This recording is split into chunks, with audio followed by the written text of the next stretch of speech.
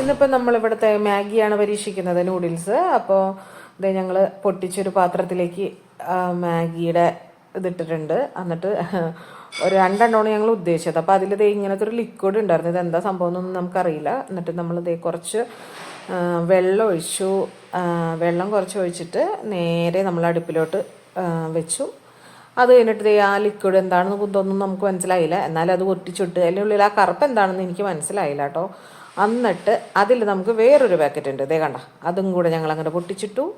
എന്നിട്ട് നല്ലപോലെ ഇളക്കി അത് നമ്മൾക്ക് വേവിച്ച് ജസ്റ്റ് നമ്മളെടുത്ത് വെക്കും. അതേപോലെ നമ്മളൊരു പാൻ എടുത്ത് വെച്ചു. കുറച്ച് വെളിച്ചെണ്ണ, സൺഫ്ലവർ ഓയിൽ ഇട്ടു. ഇത്തിരി സവാള, അത് നന്നായിട്ടൊന്ന് ഇളക്കി റെഡിയായിട്ട് വരുമ്പോഴേക്കും നമുക്ക് അന്ന് ആ പുള്ളിക്ക് സാർമാർ മേടിച്ചുണ്ടെങ്കിൽ തന്ന കുറച്ച് ക്യാബേജ് ഉണ്ടായിരുന്നു. അപ്പോൾ ആ ക്യാബേജിൽ ബാലൻസ് ഞങ്ങൾ പിച്ചി വെച്ചതാണ്. അപ്പോൾ അതേ അതിലിട്ട് ഇളക്കി ഒരു നുള്ളു സാൾട്ട് ഇട്ടു.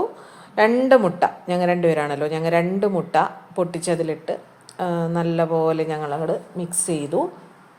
എന്നിട്ട് അത് നല്ലപോലെ ഇങ്ങനെ ഡ്രൈ ആയിട്ട് വരുന്ന സമയത്ത് കണ്ട, എന്നിട്ട് നമ്മൾ വേവിച്ച് വെച്ച നമ്മുടെ നൂഡിൽസ് അതിലോട്ടിട്ട് തട്ടി, എന്നിട്ട് നല്ലപോലെ മിക്സ് ചെയ്തെന്ന് വെച്ച് കഴിഞ്ഞാൽ ആ മുട്ടയും നൂഡിൽസൊക്കെ കൂടെ മിക്സ് ചെയ്തു. നമ്മുടെ നാട്ടിലത്തെ ടേസ്റ്റ് അല്ല കേട്ടോ, വേറെ ടൈപ്പ് ടേസ്റ്റാണ്, പക്ഷേ അടിപൊളിയായിരുന്നു.